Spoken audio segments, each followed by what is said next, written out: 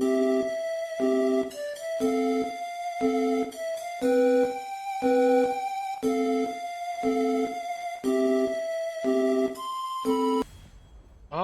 hello everyone, welcome to Nexus Gaming Series. I'm your host, DD Smiley. Sorry, didn't get the intro video in.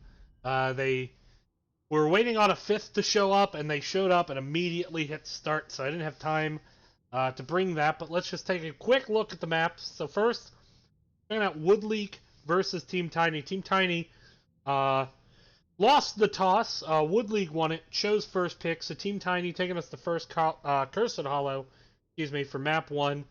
BOE, Braxis, Dragonshire, and Sky Temple all banned out. And right out of the gate, you can see the Zool ban, and, already, Zool obviously doesn't really need much introduction at this point. Has been a heavily contested hero. Popularity 88%, win rate only 54%, which I say that meaning, it's actually much higher in the game overall. Imperius gonna be the first ban. Seems to be a targeted ban towards, I believe, Emito. Emito being the offlaner for the members of Wood League. Toronto getting banned out, also a targeted ban. Taking a look here, Emito, yeah, 2-0. Very little time spent dead. Looks like targeted bans, though, from Team Tiny. You typically don't see Imperius Stukov banned early. You also don't see Tyrande banned early. So this leaves a lot of the tanks largely available. Including Joanna, who's going to get snatched up rather quickly here. As one would expect. Joe currently sitting at a 59% win rate 2 weeks into the season and a 94% popularity, so yeah, sensible first pick. I would say that this is not Joe's best map. Wave clear is not the most important thing here. Because of the way the objective works, it's a lot about team fighting. That said, Joe is hard to engage into, but immediately you see the Greymane Rhaegar. And if you haven't heard the good news of the Church of Rhaegod, then you should know that Bloodlust is meta now. And Bloodlust with Greymane, extremely powerful. Artanis, though, got a recent buff, so that's going to be the choice. Meanwhile, we got Kavlor jumping onto Kael'thas, powerful hero. I quite like it. I think it'll do quite well here. As we pull up those stats. Currently 2-0 on the hero. 0 deaths. So actually an infinite KDA. And 100% participation on the kills. So good track record with the hero. We are seeing the Anna banned out. So targeting the healer a bit. Droopy being the healer. We have seen him play a bit of Malfurion. Malfurion can struggle a bit, though, into the Bloodlust because it sets him up to be dove so hard. He will have the Twilight Dream potentially to bail himself out, or the Tranquility, but it's questionable if it's enough. Now, Orphea got some buffs recently, and we're seeing Orphea get grabbed here. Of course, ETC, very popular tank in the meta right now. Was interested to see the Tyrael ban. We haven't really seen a lot of Tyrael this season. He's kind of in a weird place because he is a main tank, except he doesn't really bring CC. But there's the Raynor and the Anduin. So Anduin going to potentially be able to save people. But what they don't really have is disengage. And the Yrel adding even more engage is I think, going to be difficult for Wood League to deal with. I think if Team Tiny plays their comp well, which is to say a Bloodlust Rhaegar hard engage comp, the Yrel can really prevent disengages. So I like Team Tiny's draft a lot. That said, on spec, we look at this game and we say, okay, well, Wood League, they have 2 domination victories so far. But when you kind of dig into the numbers, the teams that Wood League has played are collectively 1-12, and only 4 of those 12 losses are Wood League. So they're 1-8 outside of matches against Wood League. So while they've won some games, they haven't really beaten anyone of note yet. Now, on the other hand, Team Tiny currently sitting at 2-2. They got dominated by What, who's currently one of the top teams in the division. They beat Scolding Sweat Cult, who's currently one of the weaker teams in the division. So there's a lot of uncertainty heading into this game, so I'm excited to see where it goes. But we're going to get set up for the game and hopefully get you into it rather soon.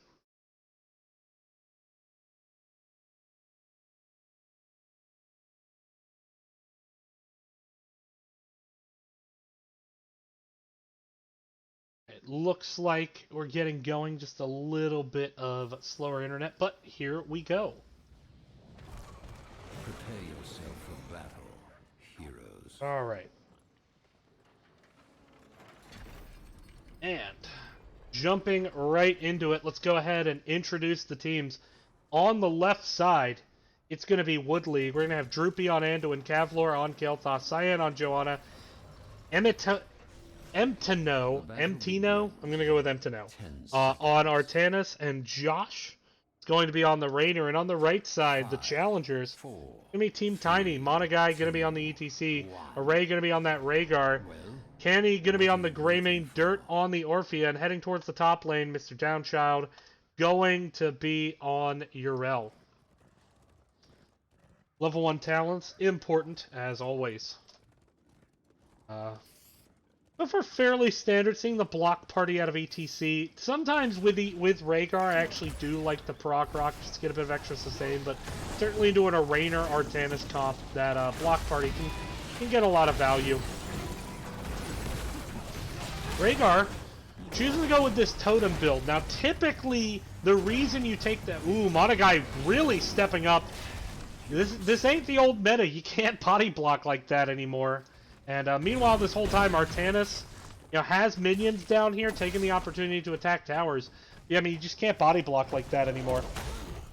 The meta has changed. Up in the top, Yrel versus Wraith.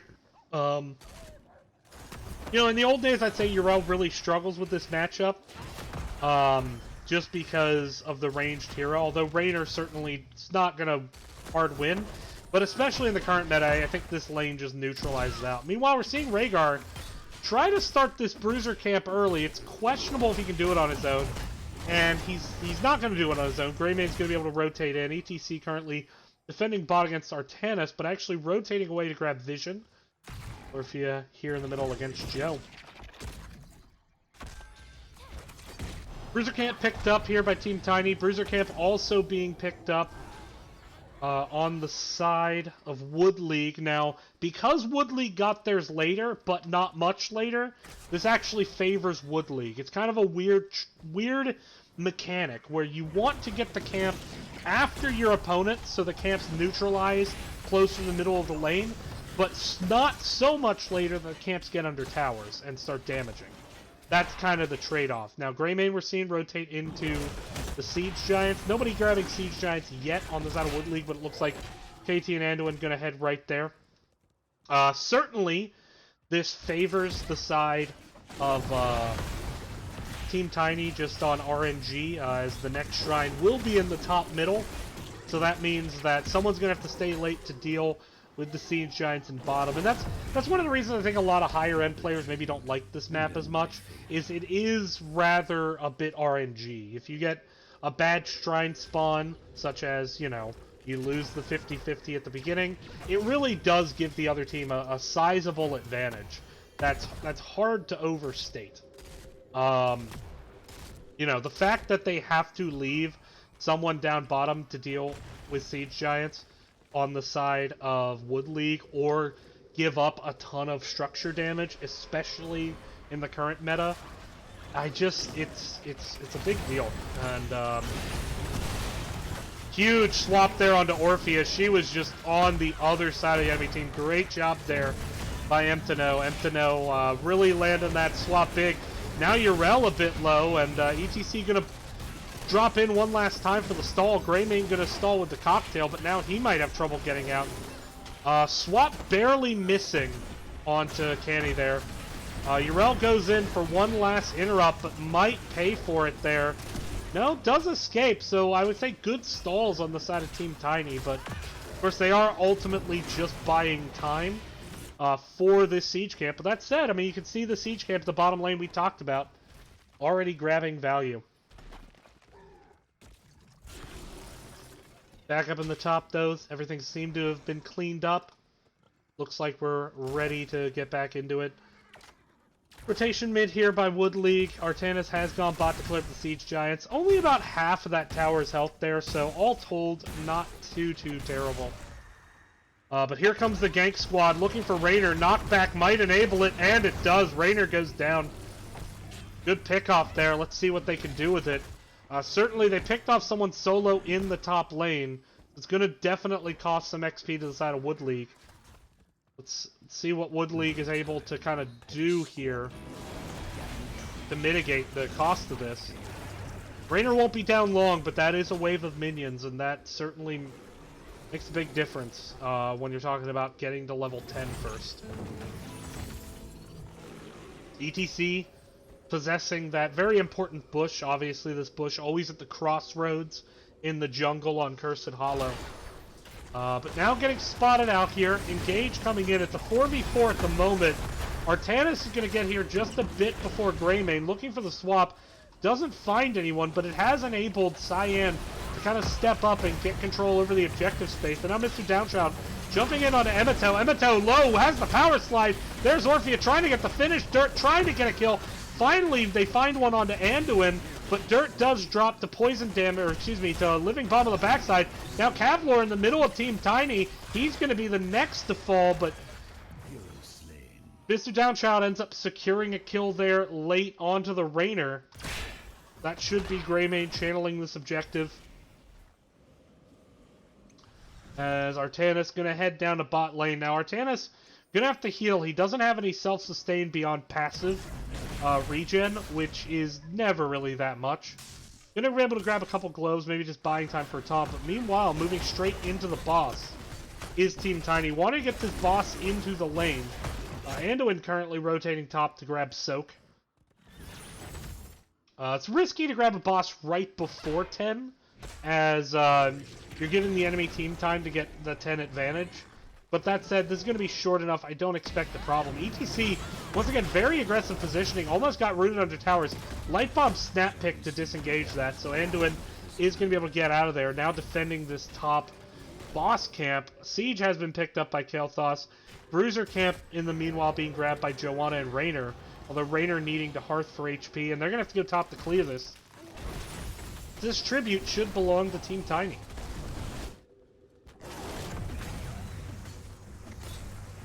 Sorry about the camera work there. My mouse is certainly acting a bit funny.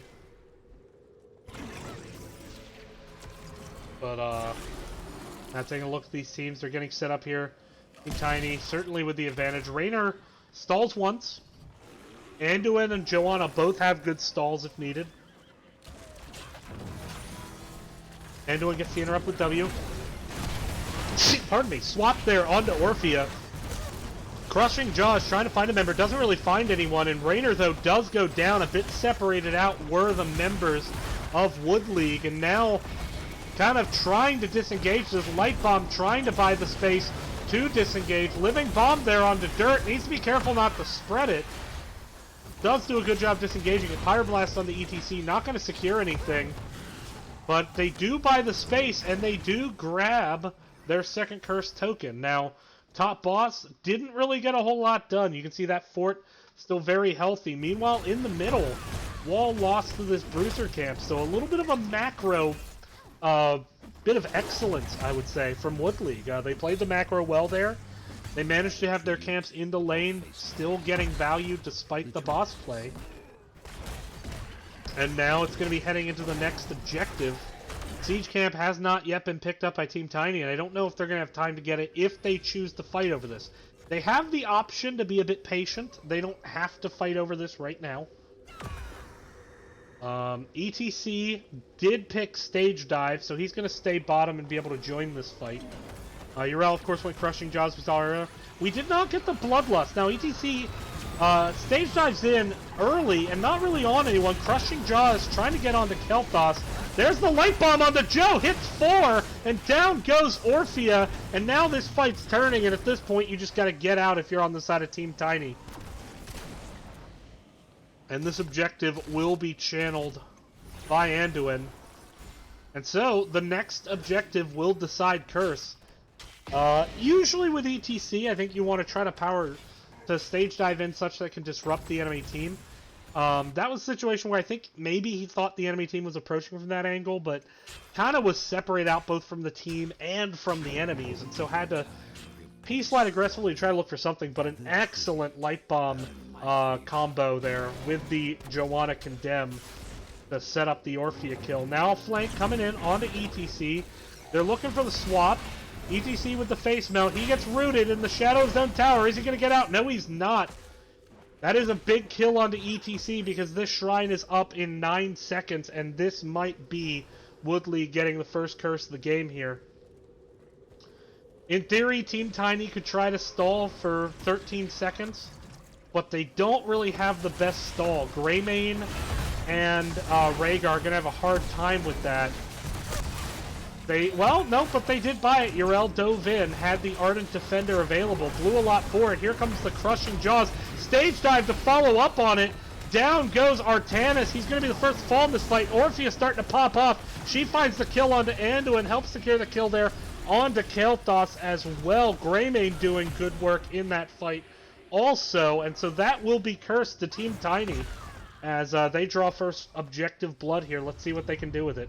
ETC already in the mid, getting all of those minions soaked up.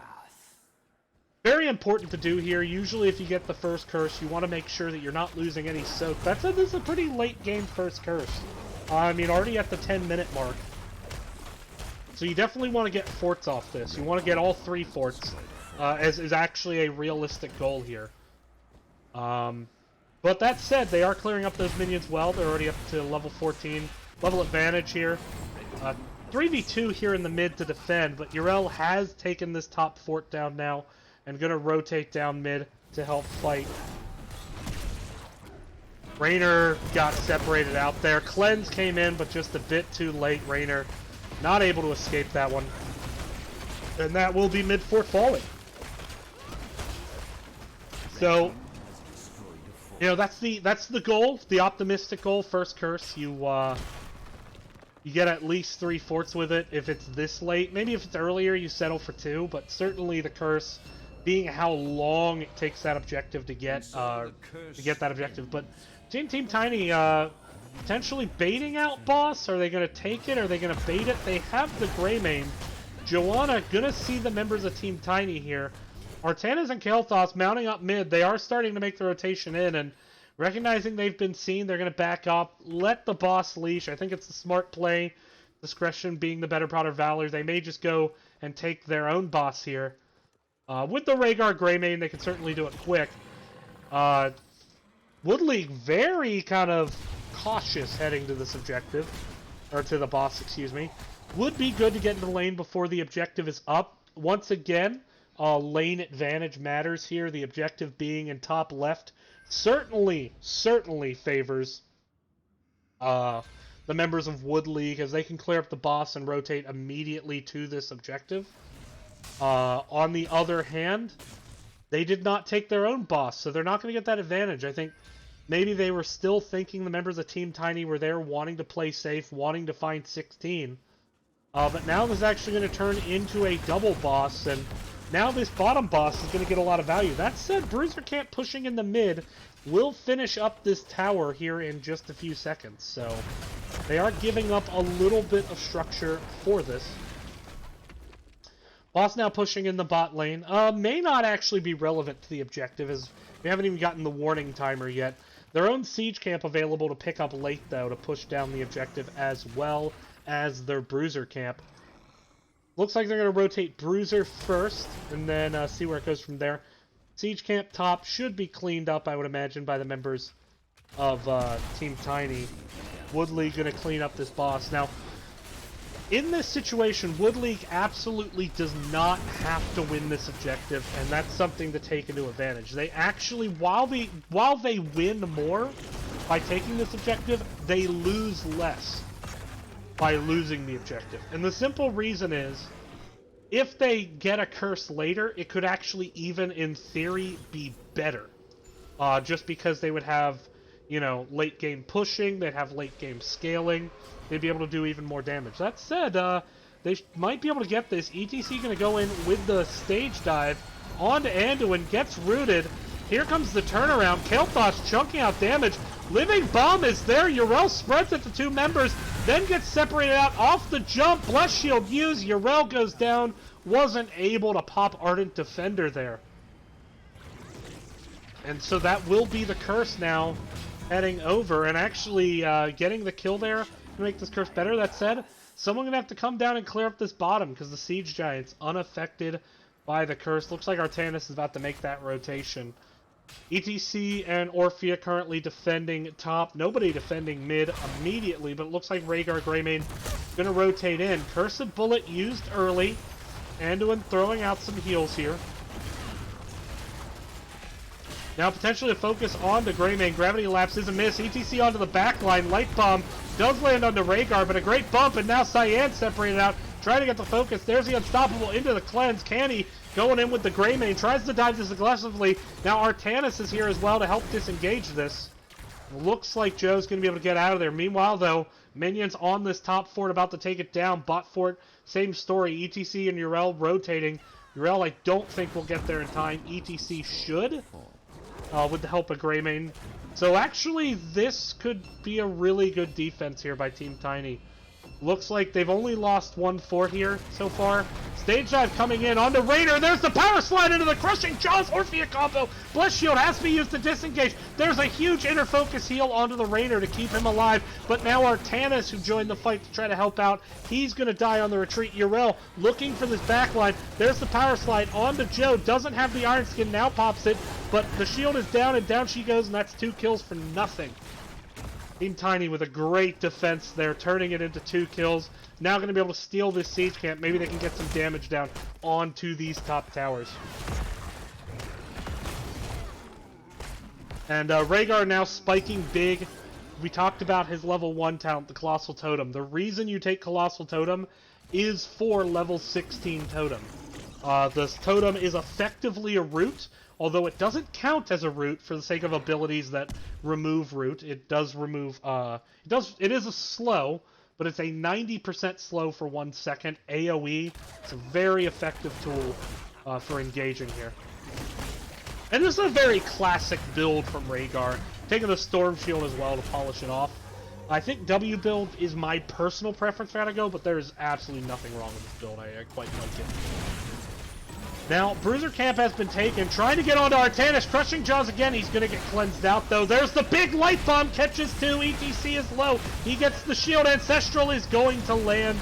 Yrel now going in, going to pop the Ardent, popped Unstoppable, excuse me. Ardent Defender came out later, and actually needed to eat the Pyroblast with it, but didn't, wasn't able to get back to it in time, so did die, and now this should be a chance for Wood League to make something happen. Wood League, though, down a level and a half. More importantly, down those 20 talents. Looks like they want to make a play for the boss.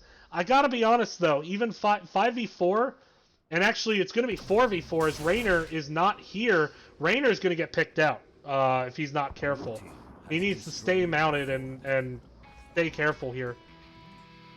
ETC looks for the stage dive with the crowd pleaser, but actually guessed wrong on where Raynor wanted to go. Meanwhile, this boss now getting finished up. Greymane's going to channel this objective, but the boss is going to push directly onto Keep Wall here. And the bottom boss now available, so you got to make a choice here on Team Tiny if you want to defend or try to contest. And it looks like they're going to choose defend. I think it's a safe play. I think they have the disadvantage of making this call, then this is the big disadvantage, is that they're up level 20, and they're not going to get any benefit from that. Level 20 will be here in just a moment on the side of Wood League. And that's going to make a big difference. It looks like they're going to leave the boss to be finished up by the towers and try to make a play. ETC does not have Crowd Pleaser because he didn't hit Raynor. He didn't CDR, so they're just not going to get here in time. And now it's a situation where do you try to force the fight? Here's the light bomb into the blessed shield, catches two! Huge blow-up combo there from Kael'thas, gets a kill. And now Team Tiny, things starting to fall apart for them here a bit. Orphea is not long for this world. They can dive past this tower. There's the swap. She is done for. Maybe tries to combo up the Rainer before she goes, but go she will. And now with 3 dead and a boss pushing, it's a risky situation. Keep in mind, though, the Cursed Hollow core is the strongest core in the game right now. If you get stuck in the circle, which is quite large, you get minus 75 armor. At that point, pretty much anyone in the game can kill you. And so they have to, if they choose to take this core, they have to do it very fast before Rhaegar and Yrel are up. Pyroblast is going to be used on Greymane. He is going to survive it, but he's low. Meanwhile, though, ETC getting stuck here. ETC is going to go down, and that might be all that's needed.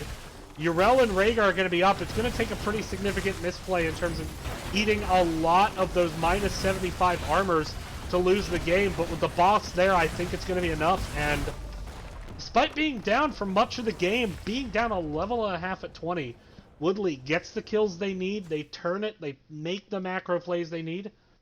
They're going to take game number 1.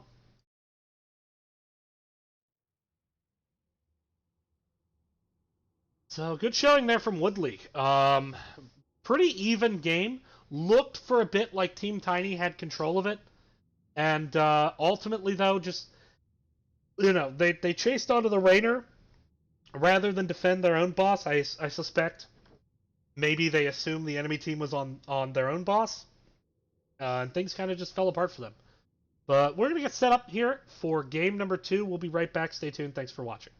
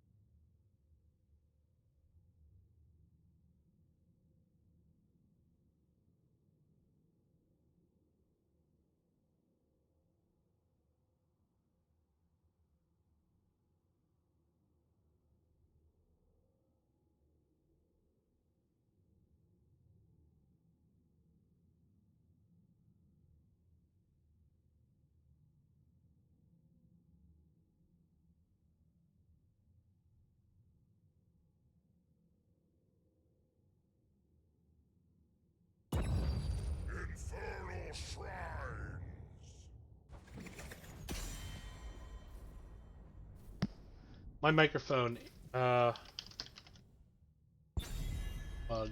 Sorry, my microphone bugged out. Had to set driver. It's happened a few times.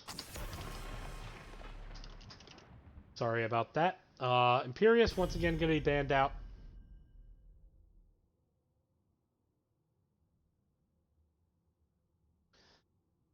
So we've seen target bans in this series. Seen Imperius and Stukov banned by Team Tiny. Those were the two heroes they didn't want Wood League to have. Wood League, meanwhile, sticking with the Zul ban. They didn't pick it last time when they had the opportunity with first pick. So it means they don't really play it, likely, or they just didn't want to play it on that particular map. Also possible.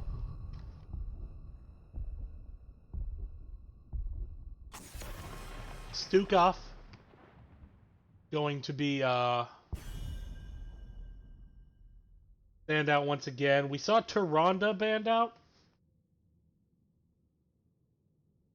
Trying to keep that maybe out of Array's hands.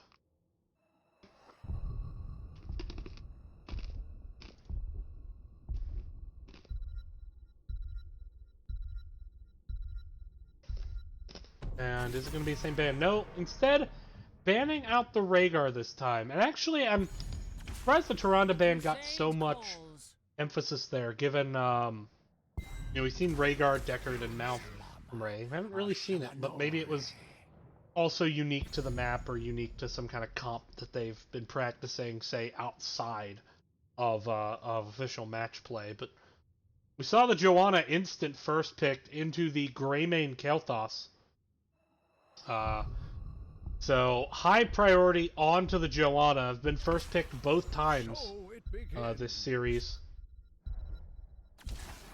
But there we see a Deckard. Now Deckard has not been the most popular pick that I've seen.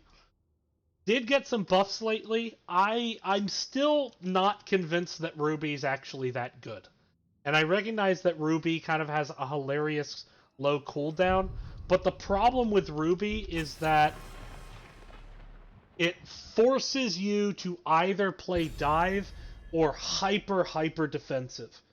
Any kind of poke war fighting, Ruby is useless. Because the potions spawn where the enemies are. And if the enemies are on top of you, Ruby's great. And if you're diving the enemies, Ruby's great. But right now it looks like they're drafting a poke war comp. And so I don't want to see Ruby picked up by the Deckard. And yes, I know Deckard, this is arguably one of his better maps. This and Volskaya point control maps. But we'll see how it goes. Anna going to be grabbed by Droopy. I think it's a good choice. My blades are yours. And then, of course, ETC, arguably best tank left standing. Especially after Garrosh ban. You can make an argument for Mal'Ganis. So John Chow's going to grab the Sonya this time. Ton of objective control with the Sonya. Obey the call. And then Canny's actually going to jump onto KTZ. So KTZ is very much feast or famine. And it's going to be really interesting to see how quickly he gets his stacks, how well they translate into kills, etc. Last pick to be coming. This is going to be the solo laner on the side of Wood League. Against the Sonya, kind of, yeah, I was going to say Malthael would make sense. I was going to say someone who can poke a little bit, do percentage damage, doesn't rely on auto attacks, and Malthael doesn't, the auto attack damage is not affected by block since it's more the poison health damage. Alright, so last draft I had some concerns about Wood League, but I thought they played their engages well. This time, I'm concerned about KTZ because there's two fairly hyper-mobile heroes on the other side in Greymane and Malthael that are going to be hard to chain. Not hyper-mobile, although Malthael could be hyper-mobile. ETC certainly can disrupt combos. So whenever you go KTZ, it really depends on the KTZ. That said, if I'm going to pick an enemy healer for the other team to play when I'm on KTZ, which I've never actually played before, I would lean towards something like Anna or Stukov, where it's more sustained healing. That said, Anna does get the root removal at 13. We're going to get set up, jump into the game here. As we do that, we will introduce our two teams. On the left side, it's going to be Woodley, Kavler going to be on the Kael'thas, Cyan on the ETC. Emtino going to be on Leoric. Excuse me, that is not accurate. Should have been Malthael. Apologies there. On the other side, it's going to be Sonya on Mixer Downchild. Kenny going to be on that KTZ we talked a lot about. Monogai on Joanna. Dirt on Raynor, and Array going to be on the Deckard Cain. Take a look at those level 1 talents. And, you know, already playing Deckard right. The rule of thumb on Deckard is the longer your Q is off cooldown, the worse you are playing Deckard. The nice thing is there's not really any opportunity cost of throwing a potion down. It's a short cooldown. It's actually beneficial to have potions on the ground. You don't need to sweet spot every potion. And this ETC build is going to be prog rock based. Already Malthael messing with Sonya a little bit. Malthael going on a pale horse could indicate a plan to double soak, especially after the objective. Malthael very good at that.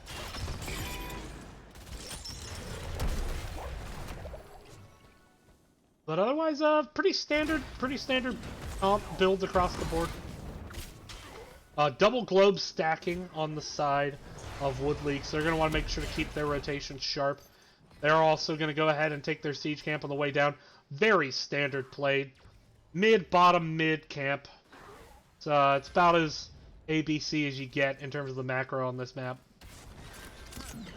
Everything after that can get a bit chaotic, but you definitely want to start there. And already, I mean, we're seeing Team Tiny leaving KTZ to soak this bottom while Wood League pushes up. But it's going to turn into Khazra getting an advantage here in the mid lane. And now a push down. Now, Wood League had started this camp, but recognizing that they needed Greymane to rotate out. But now Greymane has left the siege camp in the middle to come down and help rotate. Now Wood League has to make a decision. It looks like that decision is Malthael is going to come down and clean that up. Joanna now positioning up maybe for a flank with a Condemn. But we do have 4v4 here in the bottom lane. Joe now moves onto the back line, maybe looking at Greymane. Has the slow there. ETC with the power slide. There's a gravity lapse on the Raynor. Nothing really happening. And there you see Ruby was the choice from Deckard Cain. I mean, I would say that I expected it. I still don't think the talent's that good, if I'm honest. I recognize that you can use it on every single W. But, again, the problem is they have a very poke-style comp. It will certainly help Sonya later in the game. But anytime Sonya's not in the fight, I don't think they have a means to even get onto the potions into the back. So it's very teamfight-centric, whereas you can do a lot of pick prevention with the shielding potions, for example. But we'll see how it goes. Meanwhile, it is the Mortar Punisher spawning in the middle lane. ETC starting the objective up. Bruiser Camp has been taken by Wood League. Siege Camp taken in the bottom by Team Tiny. And all 10 people right here on your screen at the moment here on this middle objective. Looks like Raynor wants to flank in from the bottom, but just having a hard time pushing up into that map. Now having to rotate away. But anytime you control that bottom move-in point, it allows you to do things like what we're seeing Malthael do now. Move in. That said, a big root there, but a great sleep dart to save Malthael. Making sure that Emtino can get out of there. And Sonya has gone away to soak top, so this will be the Mortar Punisher picked up in just a second by Wood League. Malthael rotating away to deal with this Khazra camp and bottom, and so this Khazra camp not really going to get any value, despite having a lot of resources to taking it on the side of Team Tiny. They are grabbing their Bruiser camp. That's going to push top with Sonya, but it's going to delay their defense here, and that might lead to front wall going down. Mortar Punisher, primarily damage-based. Still a generally weak Punisher. You know, it's not going to be as valuable as the Frozen in terms of enabling push, or Arcane in terms of dealing damage. Keep an eye on those KTZ stacks. Still at 9. Want to get to 15 quickly for the benefits that brings. But Malthael cleans up this Bruiser camp top. And once again, no real camp value here on the side of Team Tiny. Wood League playing a strong macro game so far. And you can attribute that to the Anna Pale Horse Malthael. Going to enable that. Big Soak bot. Slight XP lead on the side of Team Tiny. Currently translating to 4% buffs, but that has just gone away. Khazra Camp's pushing mid. Mouth rotating in to get those XP glows, but now needing to pop on out of there because of the potential for the engage. But here comes a collapse here onto the Joanna. Now pops the Iron Skin.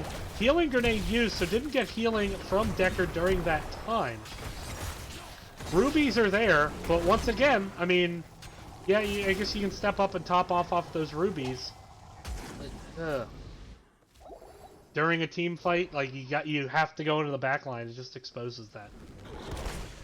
I know this is a weird hill to die on, but it's the hill I'm gonna die on. I understand it has potential to be an incredibly strong talent. I'm just saying practically I don't care for it.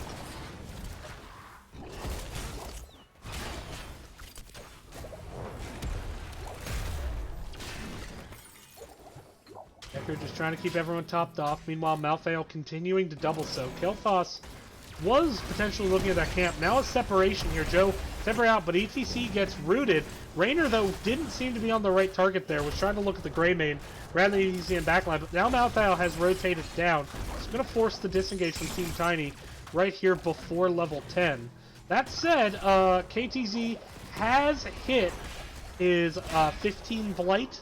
That's going to give him that Ice Spike, as we saw there, which is a very, very important talent. You know, KTZ very reliant on landing combos off that. But this whole time, Mr. Downchild says, alright, if our camps can't do it, I am. I'm going to take quite a bit of tower damage there. Next objective, I should say, spawns bottom. Both teams haven't really done any damage in the bottom to each other yet. Mid, gonna need to be cleaned up here. Some lost XP potentially. Take a look at the level 10s. We actually don't see Anna picking one yet, but we do see Pyroblast, so we could be looking at Nano. It's Last Rites, Cursed Bullet, Mosh Pit, versus Wrath of Berserker, Sleep, Blessed Shield, Shadow Fissure, and Raynor's Raiders. Looking now for the combo is KTZ, but the chain falls off. There's a big 3-man mosh. Gets interrupted, but KTZ won't get out in time. Decker dropping the sleep, but now has to just walk his own way out of there as Raynor dropped as well, and now Sonya is going to be the next to fall, and Wood League finds the first 3 kills of the match. We've gone this long without a kill? It's crazy. But I suspect the kill number is about to ramp up a bit here, as this bottom fort likely to fall, and this will be the second objective in a row grab on the side of Wood League. And it is the Frozen Punisher, a very powerful Punisher to push with. They have Malthael to do the double soak, and they have Greymane for the burn. A very ideal situation here. And the tower, the fort is going to be shut down, not the front tower. That said, it is back active. They need to kind of wait to engage on the enemy team until the tower's shut down again, but it will be shut down in just a second. Now trying to move maybe onto Joanna, but she has the Iron Skin, not really super threatening engage. But now ETC trying to separate out the members. Deckard with a decent zoning route. There's the KTZ combo onto ETC. Gonna take a lot of damage there. And there you see the problem. I mean, look, these rubies back there just not really serving any value.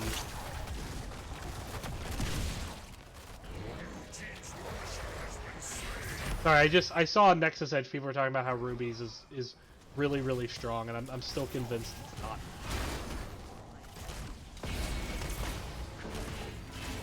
Joanna moving in. There's the big flesh shield, looking for the sleep to set the root up. This is a wombo combo. It has secured ETC.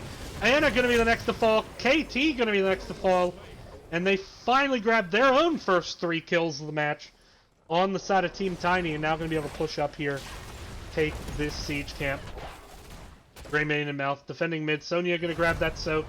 Start to rotate top. Greymane looking potentially at Bruiser camp. We will see, but now focus on to pushing in this mid. Or pushing here. Sonya is away soaking. Mouth AL still here with Greymane. KT looking for the spike. Didn't quite land the combo. Root from Deckard going to enable a little bit more damage, but doesn't secure the kill. There's a lot of minions, though, to clean up here. 6 Khazra, and actually kind of surprised Team Tiny chose not to try to protect those 6 Khazra just a little bit more. Now trying to flank onto Malthael. Ooh, they got the Ancient Spear. There's the Condemn. Can they get the kill? They do. That's a huge kill. Not going to affect the objective immediately, as we haven't gotten the warning timer yet. Mouth will be up in time. It's going to enable them to maybe get a bit more XP on the map. That said, they got to pay attention to this bot lane here. There is a catapult pushing down a tower. They've already lost 1. And this catapult's focused in, so Raynor going to need to knock that back in order to set up the kill, which you see right there. Meanwhile, the 2 best camp clearers in the game, Deckard and KTZ, just auto-attacking as hard as they can. Deckard, I think, looked away. I think looked elsewhere on the map. Now in a bad spot. Gets moshed, but there's a great interrupt from KTZ. Now Greymane and ETC both low. Sonya's blown Wrath of Berserker. She wants this fight, but now sleeping. Now maybe a re-engage here possibly onto Sonya. No, she does back that up. Which was the right call there. But, there's a chance to push top here. Great interrupt off the mosh. Deckard, I think, did the thing where you look at where you're going on the map and click there, and then you kind of don't look back and realize pathing is not being your friend at the moment.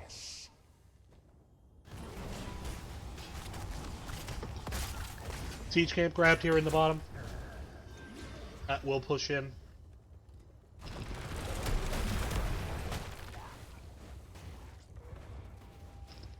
Bruiser camp doing some damage, but it's going to get cleaned up by Malthael and the towers. This is going to be an Arcane Punisher, which is really good for damaging the enemy team, zoning them off.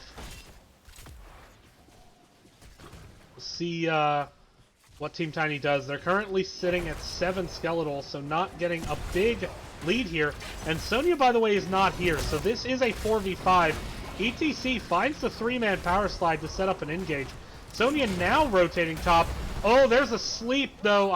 A sleep countering a sleep. So KTZ does survive. Last right's going to be used on Deckard.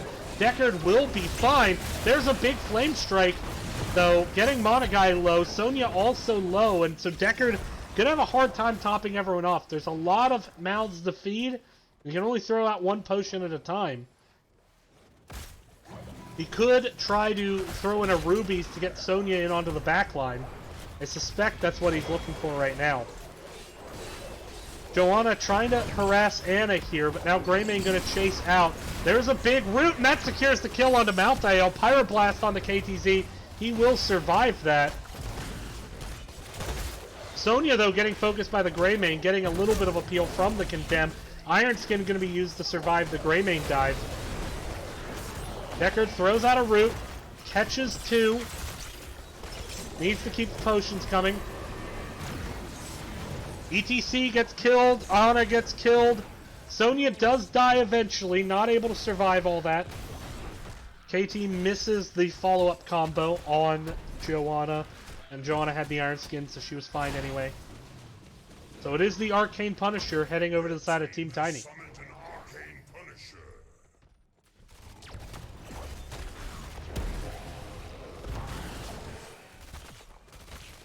Team Tiny pushing up with this. This fort will drop very quickly.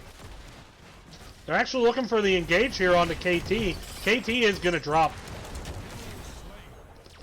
Big kill there. Big stagger. KT going to be in the penalty box for 45. Why aren't they pushing with this, though? They can send 1 person back to deal with bot. I think Team Tiny is playing this too passive. I think they had opportunity to open up a win condition by getting top keep wall, and I kind of think they made the wrong decision there by turning and going for fort. I understand the fort's valuable, but it was low enough. I think they could have grabbed it at any time.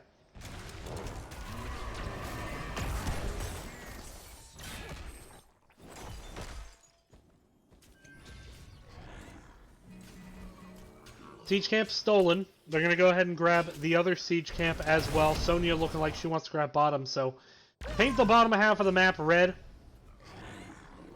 Let's see what they try to do with this. I think they're maybe looking at going for this bottom fort, trying to get that passive XP that it brings. They are winning the race to 20 by almost a full level here at level 18. Sonya, where's she going? Maybe looking for the enemy, but now going to help step up and get some burn here with the Khazra camp and the minions available.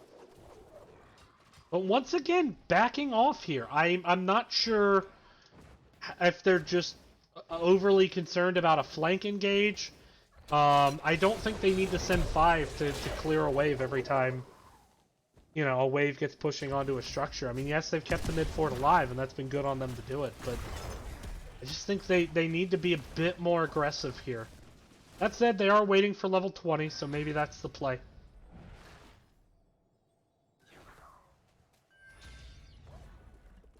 On the other side, Wood League just trying to keep presence on the map. If they're going to look for a fight, now's the time to do it. Joe has the Iron Skin, though, and Malthael not able to get on top of the Joe. Level 20 almost here. So it looks like we're going to see Wood League. No, they're not going to get aggressive either. They're going to kind of play back, play safe.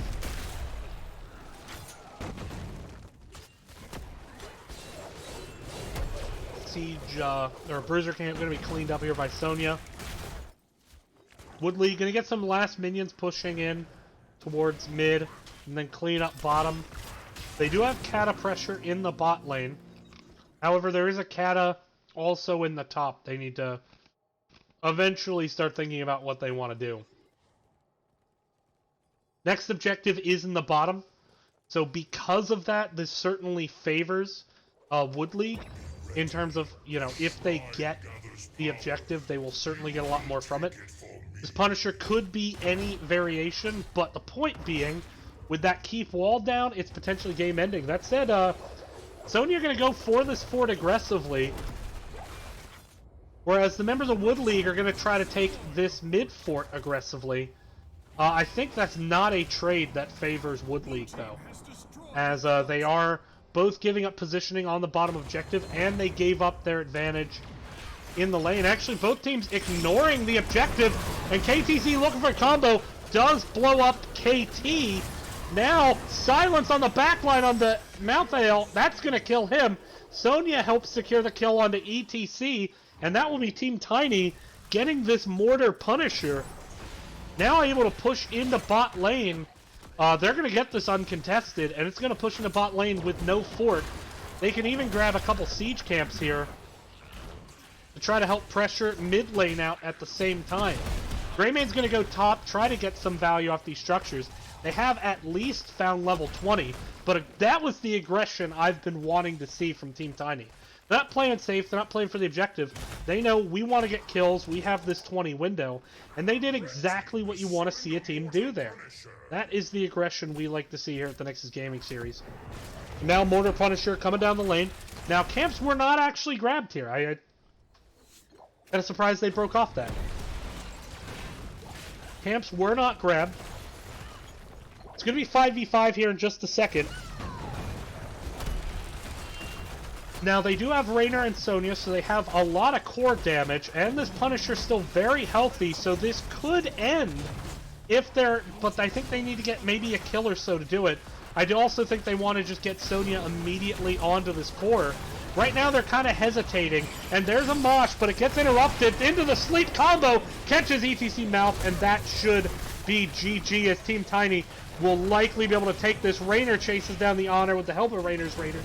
Kavlar going to go down as well to Raynor. He's just picking them off one at a time. And we're going to get a game 3. Team Tiny just got...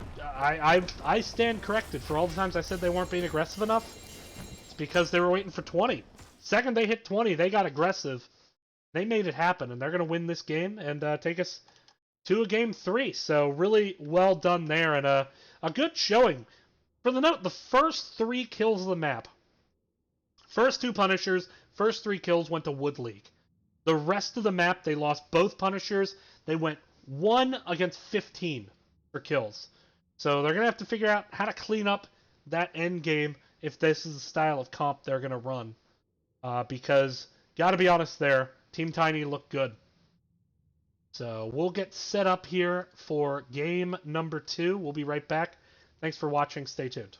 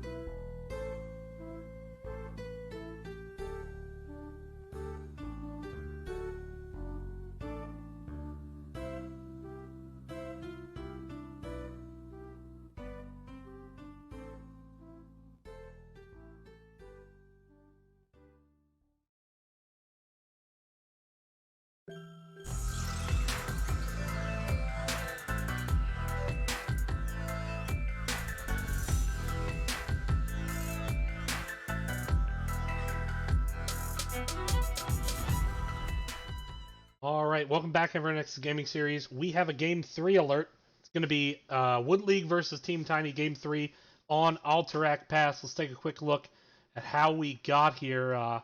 So far, first pick seems to be the winner. Wood League choosing Team Tiny choosing Cursed Hollow. Wood League winning it.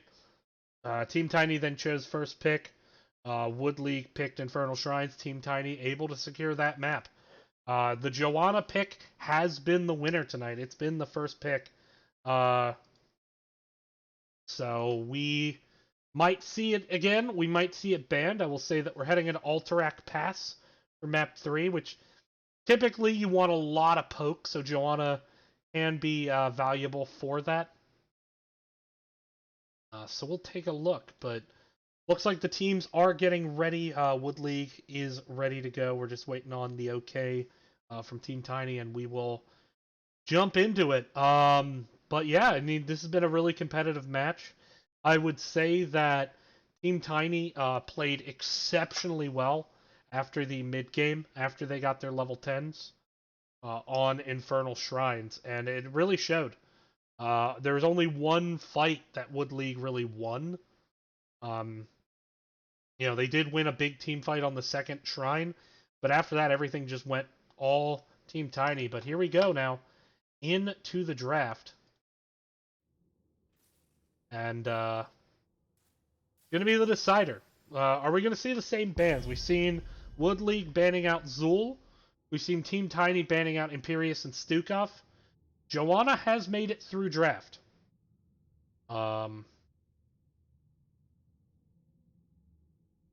This was Team Tiny's map choice, so Wood League is picking first.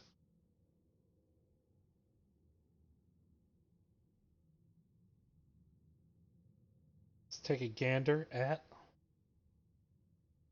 what the first ban's going to be.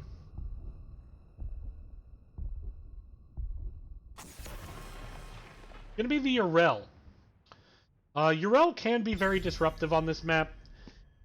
The front and back line can get a bit separated here, and the Urel can jump in right between them. Also has good boss control, and the bosses can matter a lot on this map. Imperia is going to be banned out. Greymane is going to be banned, so that's potentially letting Zool through in the draft, which we haven't seen yet. Wood League has banned it out. Team Tiny has been banning Stukov away from Droopy.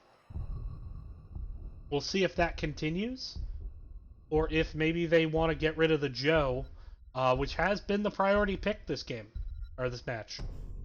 They are going to get rid of the Joe. So Joanna has been first picked both games so far. Not this time.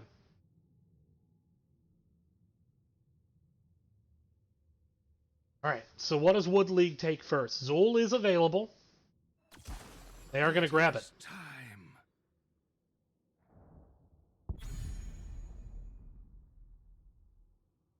So Zool has not seen a lot of play in NGS because of the high ban rate, but currently sitting, at a 64% win rate. It's just exceptional. But there is the Tyrael, which we knew Monogai would play. Dirt jumping in onto the Rainer as well. Now, with Greymane banned, the most natural dive buddy of Tyrael not available at the moment. But I do think it's a way to nullify out Poison Nova with the Sanctification. ETC Stukov, so the Stukov had been banned out until now, Droopy getting onto that hero. And then ETC, so getting kind of the more meta tank here is Cyan. Tyrael, he does, my teammate, H2O, I think said it fairly well. He does everything a tank needs to do exceptionally well, except CC. He doesn't bring CC to the table, so they're going to need to find CC in other heroes. I like the Kel'Thas ban. Kavlar has played it twice. It has been somewhat effective, although admittedly didn't get a lot of value in the last game. But certainly taking him off of Comfort I don't think is a bad idea. That said, on this map, you tend to see more pokey mages. things like Li Ming or Junkrat, who's kind of a pseudo mage auto attacky guy. Next ban out gonna be the Rhaegar. I've expected that. Rhaegar, you know, granted we saw Rhaegar game 1 and we didn't see the Blust with it.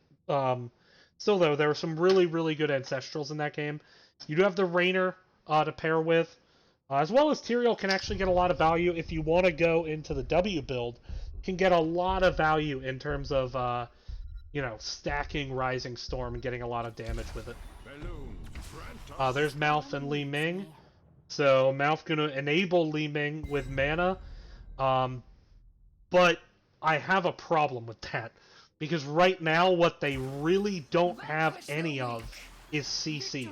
And yes, Malf can hit roots, but Malf is not gonna land a lot of naked roots. He needs something to help him get that. Now they have the Li Ming for the poke. I like that choice. And at the same time though, give me Chen. I'm worried. I think this meta CC is king. They're going against a Stukov. The way you beat a Stukov is you CC the Stukov. And kind of the only hard CC they have is Panda Pals and maybe Judgment. I mean, they could Judgment Root, but that's against the Zul, ETC, Stukov, Jaina. I gotta straight up say I like I like Wood League's draft significantly more. That said, certainly seems Tyrael's a comfort pick for Monogai, so we'll see how it's done. Holy Ground certainly could get some value. But for now, not passing judgment, just saying for now, I really don't get Team Tiny's draft. But we'll see how it goes as we get into the match. We will go ahead and introduce our teams. On the left side, it is Wood League. It's gonna be It's gonna be Kavlor on Jaina, Cyan on ETC, Emnato going to be on Zul, Droopy on Stukov, and Josh on Sylvanas. And taking us to a game 3 last time, see if they can wrap up the series with reverse sweep. Mr. Downchild on the Chin. Gonna be Monogai on Tyrael. Array going to be on Malfurion with the Sleepy Cloud. I love that mount synergy. I think it's really good. Kenny going to be on Li Ming, and Dirt going to be on the Raynor. Level 1 talents. Taking a gander. Chen looking maybe at a keg build. Aether Walker. Or Aether Walker, technically. I think that's how you're supposed to pronounce it. On the Ming. But, so far, nothing really happening, just both teams fairly passively clearing Rays. There's been a fair amount of action here in the bottom, and actually Chen getting a lot of damage on the Sylve. Sylve already quite low, gonna have to blow that tap early. I said Chen not the best on health either at the moment. Raynor and Malf heading to their siege camp. Jaina, Stukov likely to do the same. Jaina tapping there just to get a little bit of mana. Zul pushing in against the Li Ming at the moment. Obviously wins that trade, but Ming prevents really too much damage to the gate from happening. Bottom lane now, or mid lane pushing in now with the Siege Giants, but once again, kind of the situation where if you're just a little bit after the enemy team, it actually helps because then it makes the camps neutralize a bit closer to your own towers, a bit more safely. The key is, while the minions are outside of damage dealing range of your towers, and in this case, this is the perfect situation for the side of Wood League here. Team Tiny kind of just has to stand by and hopelessly watch their Siege Giants die. Meanwhile, Ming continuing to play against Zul here in the bottom lane. Not the best matchup for Ming. But she's handling it well, although her gate is about to drop. Meanwhile, push in to the mid here. Takes a lot of damage off this top tower. So far, both teams playing rather safe. Nobody really trying to make anything happen yet, and I think that shows a lot of respect for each other here at this point. And, you know, they might try to look down at Zul, but they're not going to be able to get a pick off here. Malf very visible at the moment, so I don't think it's really like, oh, let me walk across this slowing oil while Malfurion's nearby. Let's see how that goes. Now rotation coming towards mid. Once again, just really safe play here by Woodley. Not giving any opportunity for kind of the flank engage. Zul clears the wave, gets out. So just very, very safe. Looks boring, incredibly effective. Clearly, Team Tiny wanted to try to look for a pick there. Didn't get anything resembling a chance at a pick. And now they're actually getting their siege camp late, but this is a situation where it's actually going to be too late. Because the problem is, by the time they get their siege camp, these gnolls are going to be on the tower.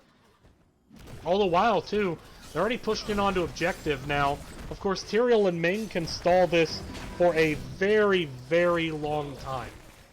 But actually, no, they double channel, they managed to get it through. Smart decision there by Cavalier to channel alongside Cyan. That's going to be some channel progress here, and good Blizzard to prevent Mouth from stepping up and stalling it. Mouth now getting the stall. Objective, or the siege camp is in the lane now for Team Tiny. But level 7s are here just earlier on the side of Wood League now. They are going to lose some structure damage up in the top to this stack wave, but not really worth the rotation at this point. Tyrael now stepping up, trying to soften up these prison guards to get his team to come in. Zul and ETC standing by. Jaina and Sylvanas clear up the lane. They're now joining Stukov. Doing a good job keeping everyone topped off. Stukov did go into the long pitch. There's a focus on the Tyrael. Tyrael throws out the Q, but dies before he can pop it. And so that's the first kill of the game at the 5-minute mark. Now focusing on the Chen. Chen is slowed by the Stukov. Malf and Li Ming gonna stall this. Zul gonna rotate up.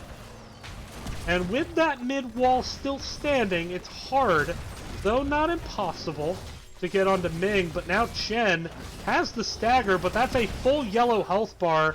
And down he goes, Stukov getting the finish, so just prolonging this 4v5 situation. Tyrael dives into the back, dodges the power slide from ETC with the movement speed. Now trying to find a route. Monagai gonna have to rotate away, got low. Channel has gone through, 9 seconds and counting. This has been a good stall by Team Tiny, but they simply just don't have the means to lock down and punish bad positioning. And so, they stop the channel, though, at 0.8 seconds as perhaps too early of a rotation away. Or maybe they just wanted to get their camp. In either case, channel has been interrupted. Now the fire bats are in the lane, and yes, I did say fire bats because they are coded exactly like fire bats. They do armor reduction. The only difference is there's 3 of them, but they also have really big health pools. Now ETC isolated, wanted to disrupt the back line. Monagai is low. Chen wanting to get that finish, doesn't do so. Now Zul gonna throw out some damage. ETC gonna have to drop back to tap, but the fire bats are on the well. One of them actually on the keep itself.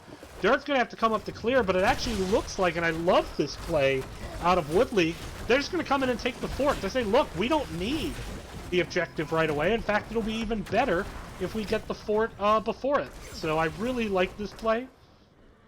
Worked out nicely. I don't know if it was intended to have the enemy team stop the channel. I know they certainly wanted to get their camp in the lane, and they did do that very effectively. Meanwhile, the top camp was not tagged in time. Tyrael did not tag it, And so, no Siege Giants on the side of Team Tiny, as level 10's already here on the side of Wood League, and they're looking really strong on this map so far. ETC chose Mosh Pit. We got Massive Shove, Poison Nova, Wailing Arrow, and the Water Elemental. And already 2 forts down, so that passive XP is going to start stacking here, as passive XP, very important, especially on a large map like Alterac Pass. Now pushing up, they have minions. The key, of course, is just keep your damage focused onto the structure. You don't want to damage heroes and accidentally draw the tower's ire. There's a power slide onto ETC, or the Chen. Mosh used to secure the solo kill, but ETC does drop. Just stayed a little bit too long there. Massive shove from the Tyrael to make sure they secure the disengage. Still, though, they got bottom keep wall. They got about a third of its health. They got most of mid keep wall. Top got a little bit of fort wall, not much, but still good first objective phase for Wood League. But now they have to mitigate the counter engage. There's Panda Pals, Tranquility, Wave of Force to interrupt Mosh. If Sanctification and Rainer's Raiders. And that's gonna make it really hard for ETC to get off a valuable Mosh. All the tools available. Meanwhile, immediate move into the boss. Looks like the members of Wood League have sniffed this out, though. And I don't think they're going to get the free reign they thought they were on the side of Team Tiny. Li Ming has to blink out of there and dodge silence. Sanctification used, but the boss is still standing, and the boss is actually killing Rainer. Li Ming goes down there as well, and now Chen might actually die just due to a loss of pandas. He does. And then, ooh, Rainer and Mouth not able to get out of there either. Sanctification, I think, used just too early there. Didn't provide any boss control, and then the boss just turned his attention to Rainer, trucked him out of the fight. Li Ming went down in there, and now things going from bad to worse for Team Tiny. Monagai, the lone defender mid. Li Ming is now back up to help. But this boss is going for a weakened keep, and this will be the first keep of the game going down. And all this while, keep in mind, Zul also able to push this top lane, and he's actually going to be able to get his own minions to soak tower shots as well. So he will certainly get a lot of progress. The keep has fallen. I want to see Wood League just disengage this here. But they're looking really dominant in this game.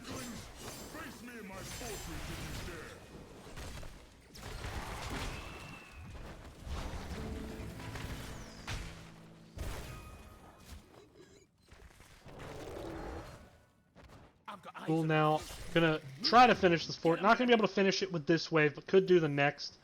Looks like they want to get onto this Zul, or maybe onto top boss.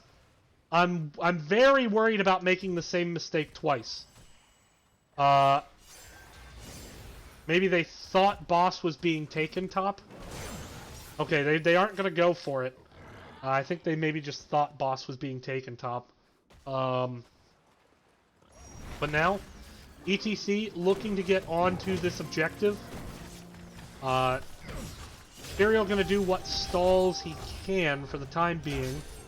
Firebat's in the lane now, so they will kind of neutralize each other out here. ETC backing off, dodging these Ming shots. Good dodges, although had to eat there. No really anywhere to go, but actually really good dodges here.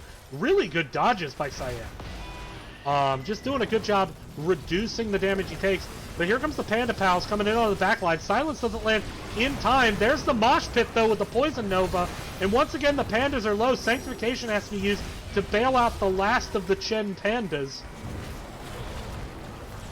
That sounds kind of like the movie Last of the Mohicans, Last of the Chen Pandas. Ooh, Tyrael is low, and Mouth goes down as well. Stugoff Silence paired with Jaina damage. Gonna secure that. Now there's the route onto Chen. ETC is a bit low. Taking a bit of damage, but gonna be okay for now. And that is the second objective, heading over to Wood League, and they have a 3-level lead at this point in the game. Rainer's not getting out of here. Oh, caster wrong. Dirt proving the caster wrong once again. But where I think the caster was right is They just don't have CC lockdown. I mean, they get Panda Pals onto the back line, but, you know, Ming and Raynor want to poke. They can't really follow up. There's no CC to peel for them, so it's risky for them to step up. And there's just no clear way to telegraph the kill target within range of Li Ming and Raynor. ETC now looking to just zone back the members of Team Tiny. They want this keep. It's starting to fall, but it is still standing for a while here. But down it finally goes. Now it looks like they'll turn their attention to the top, trying to just get structure. Meanwhile, the core having to defend itself from this mercenary, and it's lost a fair amount of health. It still has 20 armor. Looks like it's going to be a difficult task to take this keep. ETC does get rooted. Sanctification used. They want the engage. Now Zul gets low. Tranquility pop, but they just don't have the tools to chase right now. And so Wood League just going to safely disengage that. Keep still standing, but only just. And bait onto the boss, always a smart decision here. You know the enemy team's going to check boss, and so you bait it. But actually, in this time, it hasn't been checked. And so you're saying, hey, we saw them clear the lane, we saw them go for their camp, let's take the boss. And they can absolutely do that, and there's no chance really for Team Tiny to get top in time to defend. So Wood League, really good chance here. If they're able to get a pick or two, they could end the game. They still have the 16 talent tier advantage, and there is 0 armor on this core if this last keep goes down. Looks like instead they might rotate away, and they're going to continue to play the safe, play the macro. They say, yeah, the keep will go down. We don't really have to worry about that. So we might as well go ahead and play this bottom boss. They're not going to try to all in off that. They'll presumably grab bottom boss. Could push with it if this keep goes down, which actually now is a question, not an assumption. Does go down. Boss almost died. But this is where, I mean, Sanctification hasn't been able to do anything to help secure a boss yet. The boss on bottom, they were trying to take it, and everything's just spiraled out of control since then. And I think it's just they maybe blew Sank a bit early there, when the boss was still rather healthy and on their backline. But now going to try to push up with the boss is Wood League. Team Tiny going to have to mount a pretty epic defense here, as even still they don't have level 16. And well, they might pick it up soon, but they're going to have to let it trickle, because they're not going to be able to really get any minions until the boss is already on the core. There's a root combo on the chin. He does get out of there. There's ETC with a big 4-man power slide. Gets interrupted by Li Ming. Tranquility used, trying to heal up. Now Malfurion is low, though, trying to nullify out that Poison Nova, but now Malf is low, and this core just drops so fast without any armor. And that's going to be it, and Wood League is going to take the series. All right. And so, based on that, it's first pick wins. That's what we've learned today. Taking a look at those post-game statistics, and you know, I mean, you got to feel for Team Tiny here, but I think it just comes down to, you know, if you don't have some way to lock down an enemy hero, especially when it's something like a Zul who can just continue to walk into you and attack you, you're gonna struggle.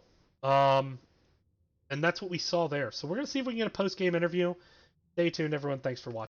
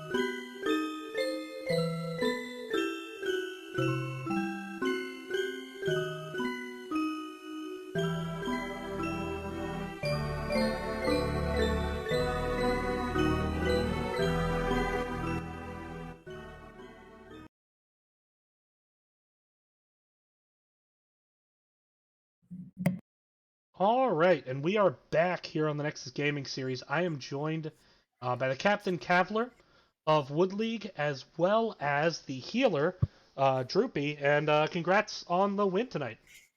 Thank you. Thank you very much. Appreciate it, man. Yeah. So heading into this match, I mean, you guys were undefeated, but admittedly, I mean, when you look at kind of the body of work of the teams you beat, right? They were 1-12 combined. So I think it was, was that something that you were cognizant of wanting to kind of get a win against a quote unquote better team, or were you just approaching this like any other match? I think we were approaching it like any other match, except we've been telling each other, just because we had some recent success doesn't mean anything. Anybody in this division can beat anybody in any week. I mean, everybody's going to have a great game, and we could have had great games in the past couple of weeks, and we could have a bad game next week. So just always trying to, play our game and, like just stay on point versus don't get too cocky just because we've had some recent success and, stick to the plan. Now, I noticed in all three games, the team that picked first pick won, and in fact, every game first pick was chosen. The teams who chose the map always that was like they didn't get the choice. First pick seemed to be the priority. What do you think the main reason for that is right now? For us, I mean, maybe you want to say it, Drew? Yeah, so this game has a really weird banning mechanic, unlike a lot of other MOBAs, where I personally believe the team that bans second has a huge disadvantage because they don't get that third pick. So Right. You try to take as many power picks as you can, and there's some really strong picks out there right now. So I think whoever can get the better power picks tends to have a better chance to win the game. All right. Well, so game one, very tense back and forth, but you guys were actually down quite a bit late in that game. What was the turning point, and how did you, once you got kind of the cart rolling the other direction, how did you keep it moving until eventually you were able to go core? We knew we were still in it, and that was the important part. They had, I think they had us down to just 3 keeps. They had all forts down, I believe, and we just said, hey, all we need is one more fight, and we'll be right there with it. And Droopy actually was talking about, calling the next setup with Cyan and making sure that we all just followed up and collapsed on the call. So we just saved our cooldowns, and once Droopy and Austin made their calls, we won a team fight. And I feel like that one team fight led to us getting a boss, and then the other boss, and then we were right there. Awesome. So game two, you guys actually won the first 2 objectives, and you had a really good fight, I thought, on the bottom. You prevented Team Tiny from grouping up, and then you managed to get a kill, and you get the fort with it. You got 3 kills there, but at that point things kind of started to fall apart, because after that, so you were up 3 kills to 0. That turned into on the retreat 3 kills for Team Tiny. Ultimately, the final kill count was 4-15, and they won the last 2 Immortals. What do you think happened? What do you think you could improve on, or what's your analysis? Drew, that's you. Yeah. So Drew was the bad one? Is that what you're saying? No. No, I call the macro and the micro, so Okay. I have a lot to do with this. I still think we've been together for a little while now, but we still have a few things we're trying to work on.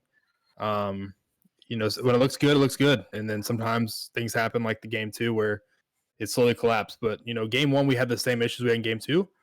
We were just able to correct it mid-game. So that's what we're working on. And then you saw game 3, we were able to take advantage of that same thing. And we kind of changed how we team fight, and it really changed. You could see game 3 it changed. Yeah, I guess Sloppy team fights is what I was trying to get at. Yeah, game 3 certainly your team fights were strong. I guess, what do you think was the biggest deciding factor in that game? Not even necessarily a moment, because I mean the moment's obvious. Once they died on bottom boss, the game just felt like it was over, because at that point they couldn't get their feet under them. But like, not counting the moment, what do you think was the big difference in that game? Like from a maybe a draft standpoint or a macro standpoint, or what would you attribute it to? I think we drafted and we came up with a plan in the draft, which was better, which was just like especially on our mage call. We played KT before and we said, hey, with this comp, we want a Jaina, we want more burst, and we had Sylve with the sustain. So it was just about honestly the communication before playing that said, hey, this is the whole idea of this comp. This is what we're gonna do. So I thought we did the macro great on that map, Mhm. but we could have played the macro great and still lost because if we didn't win those team fights, then it just would have been canceled out. So thankfully, we were able to get the picks, and one pick led to an objective, Mhm. and so on and so forth. So I think that even though we lost the stun from KT, we gained more burst with Jaina, and we all knew that. And so we even said, hey, like we were calling out, okay, now Sylve has her armor debuff, so now we have more burst, and we just knew when our power spikes were and when to push the advantage. All right, and I guess this is just for my curiosity. So on the first objective, you guys abandoned it with a few seconds left, and they got it channeled back, but you used that time to get your siege camp and eventually turned it into fort. Was that intended? Was it intended for them to stop the cap? Actually, yeah. Okay, all right. Because I was like, huh. I mean, it worked out obviously really well. So I'm like, is that a happy accident, or is this like the new meta that I'm just way too old to get? Go ahead, explain it. I mean, I don't know if Droopy, you want to explain it? It was your call. Droopy made the Yeah, call. so I knew that. So they didn't even start our objective yet, so we had a lot of time there. And I think if we had a chance to take that camp, it would have provided pressure to the mid. So they had to either choose: they defend mid or they defend the objective. Because we can stall all day with Stukov. He's got good sustained heals. So it ended up Long being like pitch, of course. when we took a really good objective mid, when we took that fort mid, Mhm. and they weren't ready for that, and gave us entire control. They couldn't poke us over the wall anymore, and that's when we decided, hey, we got this. Let's go ahead and back out, get our camp, and then regroup and go from there. And I think we were also almost 10, and they weren't even close, and that was the other thing. All right. Yeah, no, that was absolutely true. So with that, I mean, congrats on the win, congrats on the 2-1, and with that, floor's yours for shoutouts.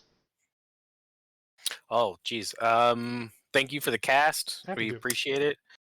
I know we talked even before the cast. You enjoy casting, which is nuts. I told you how I thought it was probably hard, but a lot of respect for you and the casters. So thank you very much. Shout outs, I guess, to Droopy, our shot caller, and the rest of our team. We played good, and we didn't let game 2, keep us down. We recovered and won game 3.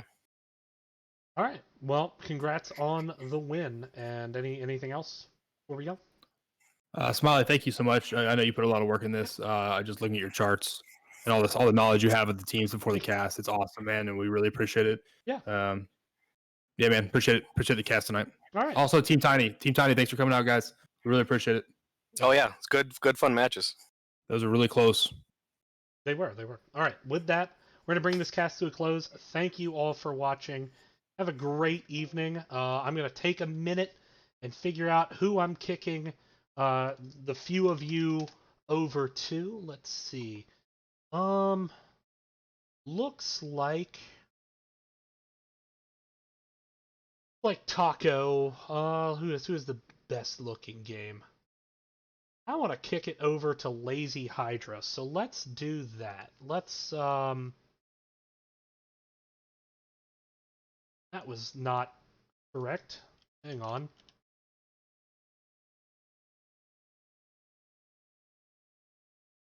That was strange. There we go. Alright, so I'm going to kick it over to Lazy Hydra. Go ahead and hop over there. It's Frankfurters versus Nexus Cats. So that's a good matchup. Give that one a watch, and I'll see you next time on the Nexus Gaming Series.